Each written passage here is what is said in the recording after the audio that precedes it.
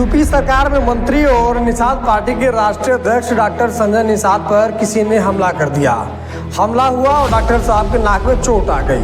Doctor साहब का मरहम पट्टी हुआ और डॉक्टर साहब समाजवादी पार्टी के खिलाफ भड़क गए। डॉक्टर साहब का आरोप है कि समाजवादी पार्टी के गुंडों ने उनके ऊपर हमला किया है। चुनाव नज़दीक है और इस बीच समाजवादी पार्टी पर हमला करना कहीं न कहीं डॉक्टर साहब की एक और पॉलिटिक्स की कहानी नज़र आ रही है। पहले तो डॉक्टर साहब ऐसे मारे गए कि डॉक्टर साहब को उनके सिंबल से कोई लोकसभा का टिकट ही नहीं मिला, बीजेपी के सिंबल पर मिला। संत कबीर नगर में उनके बेटे इंजीनियर प्रवीण निषाद सांसद हैं और फिर से बीजेपी ने भरोसा जताया है, फिर से उन्हीं को संत कबीर नगर से मैदान में उतार दिया है।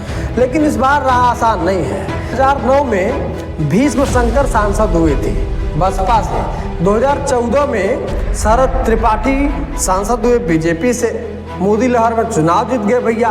2019 में शरद त्रिपाठी का टिकट काटकर बीजेपी ने निषाद पार्टी के मुखिया के बेटे इंजीनियर प्रवीण निषाद को टिकट दे दिया। अब प्रवीण निषाद जीत गए। प्रवीण निषाद की राह इस बार आसान नहीं है। 2024 के लोकसभा के चुनाव में कहीं न कहीं वो लहर भी नहीं है मोदी का। डॉक्टर साहब उनके बेटे लगातार क्षेत्र में भ्रमण कर रहे हैं, लोगों से मिल रहे हैं और इस बीच उनके ऊपर किसी ने हमला कर दिया। एक कार्यक्रम में डॉक्टर साहब गए हुए थे और हमला हुआ और उसमें डॉक्टर साहब के नाक में चोट आ गया है। अब डॉक्टर साहब का कहना है कि समाजवादी पार्टी के गुंडों ने उनके ऊपर हमला कर दिया है। थोड़ा समझिएगा, 24 मार्च को डॉक्टर साहब ने आज तक से बातचीत करने के दरमियान कहा था कि सुरक्षा बढ़ाई जाए।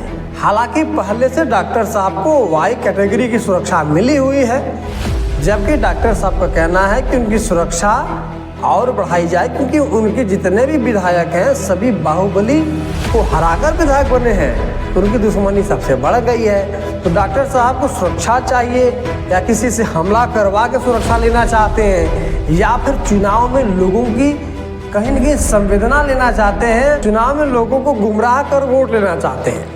पहले संत कबीर नगर का चुनावी समीकरण या जातीय समीकरण समझ लीजिए।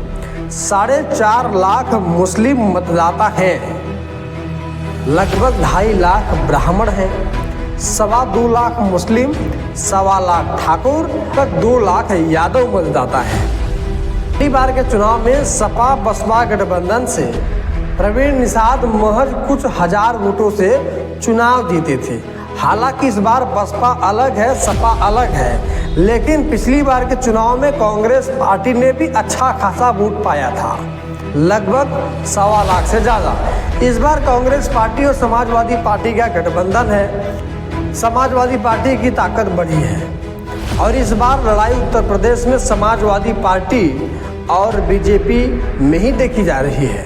तो क्या डॉक्टर साहब को लग रहा है कि इस बार के चुनाव उनका नुकसान होगा, इसलिए हमला करवा रहे हैं? यह हमला हुआ है कि पुलिस ने आधा दर्जन लोगों को गिरफ्तार कर लिया है और पूछताछ जारी है और पता लगाया जा रहा है कि हमला किया गया है, कराया गया है या कैसा था। और डॉक्टर साहब कहीं चुनावी स्टंट तो नहीं खेल रहे हैं या सुरक्षा।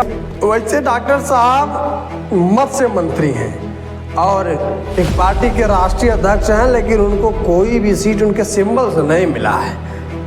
बाकी आप क्या सोचते हैं कि संत कबीर नगर में डॉक्टर साहब पर हमला वास्तव में हुआ था या कहानी कुछ और है?